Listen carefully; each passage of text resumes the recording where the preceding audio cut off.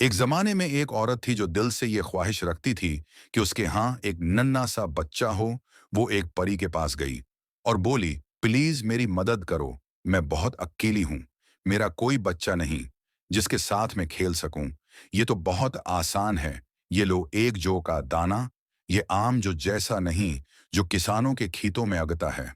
उसे एक गमले में बो दो और देखो क्या होता है। औरत घर गई और उस दाने को गमले में बो दिया। कुछ ही अरसे में एक बड़ा हुसैन फूल उगाया, जो शक्ल में टिलप जैसा था, मगर उसकी पत्तियां यूं बंद थी जैसे अभी कली हो। कितना हुसैन फूल है। औरत ने सुनहरी पत्तियों को बोसा दिया। जैसे ही उसने बोसा दिया, फूल कल गया और वो वाकई एक चिवलप निकला। मगर उस फूल के अंदर सब्ज मखमली रेशों पर एक निहायत नाजुक और हुसैन नन्ही दोशीजा बैठी थी। वो अंगूठे के आधे से भी छोटी थी, इसीलिए उसका नाम कम्बलेना रखा गया। मगर प्यार से फ्लोरिना भी कहा जाता था। एक खूबसूरती से चमकाया हुआ एक खरोट का फूल उसका झूला था। नीली बनावशा की पत्तियां उसका बस्तर बनी और गुलाब की एक पत्ती उसकी ओढ़नी थी। रात को वो इसी में सोती और दिन में वो मेज पर खेलती। जहां औरत ने पानी से भरी एक प्लेट रख छोड़ी थी। इस प्लेट के गर्द फूलों की मालाएं थीं, जिनकी डंडियां पानी में डूबी हुई थीं, और पानी पर डेवलप की एक बड़ी पत्ती तैर रही थी। जो फ्लोरिना की कश्ती थी, वो उस पर बैठकर सफेद घोड़े के बालों से बने दो चप्पू से इधर उधर चला करती। ये मंजर बहुत दलक्ष होता। फ्लोरिना इतनी इतनी नर्म और मीठी आवाज में गाती कि ऐसी आवाज पहले कभी न सुनी गई थी। एक रात जब वो अपने खूबसूरती बस्तर में सो रही थी, एक बड़ी बदसूरत और गीली मैनकनी खिड़की के टूटे शीशे से अंदर घुसी और मेज पर जा उतरी, जहां फ्लोरिना गुलाब की पति की ओढ़नी में सो रही थी। ये तो मेरे बेटे के लिए कितनी प्यारी बीवी बनेगी, मैनकनी ने कहा, और अखरोट के फूल समेत फ्लोरिना को उठाकर खिड़की से बाहर बाग में ले गई। बाग में चौरे नाले के दलदली किनारे मिनकनी अपने बेटे के साथ रहती थी। उसका बेटा अपनी माँ से भी ज्यादा अगली था। जब उसने खूबसूरत ननी दोशीजा को इसके सजे हुए बस्तर में देखा, तो बस यही कह सका, आहिस्ता बोलो, वरना ये जाग जाएगी और भाग जाएगी। दोनों अगली मंडक फ्लोरिना को तालाब के नीचे गहरे पानी में ले गए, जहां उनका शीशे के महल जैसा घर था। हम उसे नाले में कानोल के पते पर रख देंगे। वो इसके लिए जजीरे जैसा होगा। फिर ये भाग ना सकेगी, और इस दौरान हम दलदल के नीचे वो कमरा सजा लेंगे जहां तुम शादी के बाद रहोगे। नाले में बहुत से कानवल खुले थे, जिनके चौड़े सब्ज पते पानी की सतह पर तैरते दिखाई देते थे। उनमें सबसे बड़ा पता सबसे दूर था। बोरी मेंढकनी सी पते तक तैरती हुई गई, उखरूट के खाल समियत, जिसमें फ्लोरिना अभी तक सो रही थी। ननी फ्लोरिना सुबह बहुत सवेरे जाग गई और जोर जोर से रोने लगी, क्योंकि उसे हर तरफ सिर्फ पानी ही पानी दिखाई दे रहा था और खश्की तक पहुंचने का कोई रास्ता नजर न आता था। इधर बूढ़ी मेंढकनी दलदल के नीचे अपने कमरे को सरकंदों और पीले जंगली फूलों से सजा रही थी, ताकि अपनी नई बहू के लिए सब कुछ खूबसूरत बन सके। फिर वो अपने बदसूरत बेटे के साथ उस पते तक पहुंची जहां बेचारी फ्लोरिना बैठी थी। वो उसका खूबसूरत बस्तर भी साथ ले जाना चाहती थी, ताकि दलहन का कमरा तैयार हो जाए। मेंढक मेंढकनी ने पानी में झुककर कहा, ये मेरा बेटा है, यही तुम्हारा शौहर होगा, और तुम दोनों नाले के किनारे दलदल में खुशी से रहोगे। तर तो रो बस, यही उसके बेटे के अल्फाज थे। मेंढकनी बस्तर उठाकर तैरती हुई चली गई और फ्लोरिना को सब्ज पते पर अकेला छोड़ गई। फ्लोरिना वहीं बैठकर रोने लगी। वो ये सोच भी बर्दाश्त न कर सकती थी कि उसे बदसूरत मेंढकनी और उसके बेटे के साथ रहना पड़े। पानी में तैरती नन्ही मछलियों ने सब कुछ देख और सुन लिया था। उन्होंने सर पानी से बाहर निकालकर फ्लोरिना को देखा। जो ही उन्हें उन्हें मालूम हुआ कि वो कितनी खूबसूरत है, उन्हें ये बात बहुत बुरी लगी कि उसे बदसूरत मेंढकों के पास रहना पड़े। नहीं, ऐसा कभी नहीं होना चाहिए। चनांचा वो सब इकट्ठी हो गए और इस सब्ज दंडी को दांतों से कुतर दिया जिस पर वो पता टुका हुआ था। पता बहता हुआ नाले के साथ चल पड़ा और फ्लोरिना को दूर बहुत दूर ले गया, जहां से खिश्की तक पहुंचना मुमकिन न था। फ्लोरिना कई बस्तियों के पास से गुजरी झाड़ियों में बैठे परिंदे उसे देखकर गाते, कितनी प्यारी ननी जान है, पता बहता रहा। यहां तक कि वो उसे दूसरे मुल्कों तक ले गया। एक खूबसूरत सफेद टटली मुसलसल उसके गर्द मनलाती रही और आखिरकार उसी पते पर आ बैठी। फ्लोरिना को यह अच्छा लगा, क्योंकि अब मंडाकनी उस तक पहुंच नहीं सकता थी। जिस इलाके से वो गुजर रही थी, वो निहायत हुसैन था और सूरज पानी पर पड़कर उसे पगले हुए सोने की तरह चमका रहा था। फ्लोरिना ने अपनी कमरबंद उतारकर उसका एक सिरा तटली से बांध दिया और दूसरा सिरा पते से यूं पता पहले से कहीं तेज बहने लगा।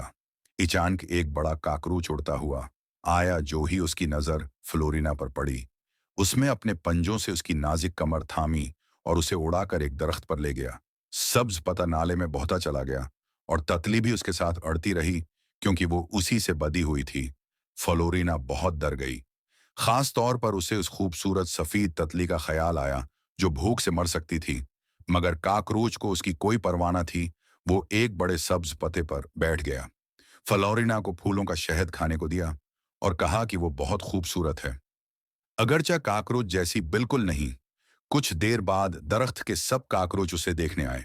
वो घूरने लगे और मादा काकरोच बोली, उसके तो सिर्फ 2 पांव हैं, देखो देखें।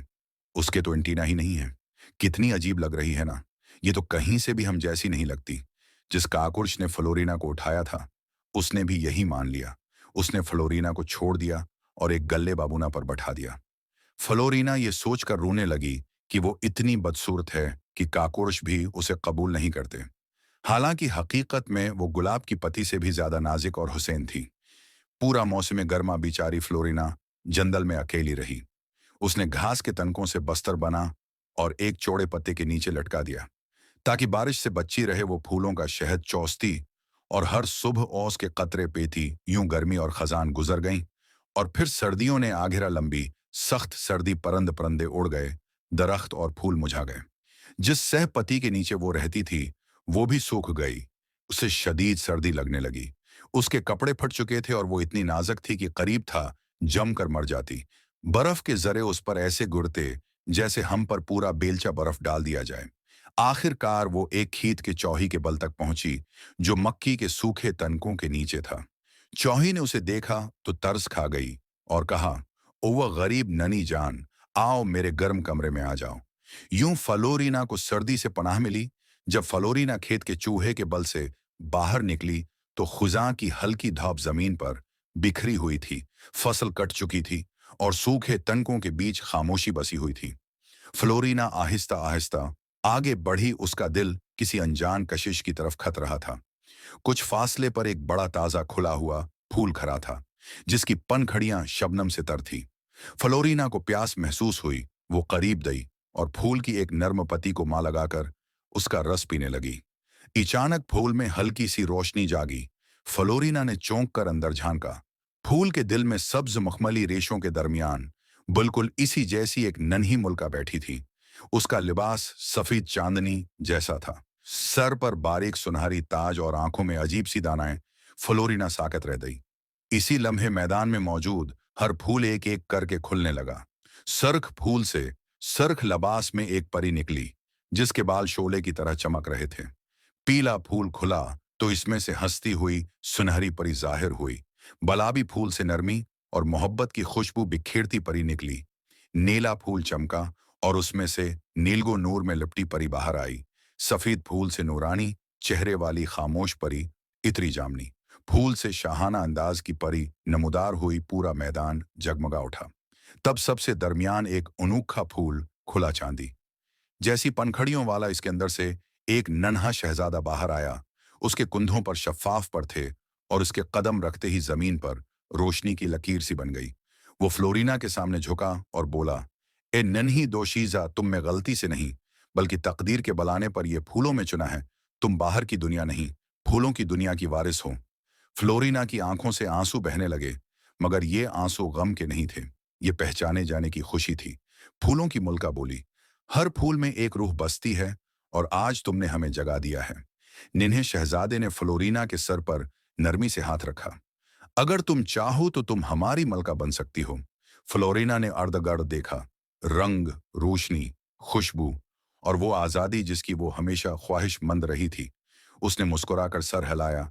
इसी लम्हे तमाम फूलों से नन्ही परियान बाहर आए और एक साथ बोले, खुशामदीद हमारी मुल्का। एक सफेद परी आगे बढ़ी और फ्लोरिना के कुंधों पर चमकते हुए नाजिक पर बांध दिए। अब तुम फूल से फूल तक उड़ सकोगी। हुआ में खुशी की गूंज फैल गई। रोशनी रक्स करने लगी।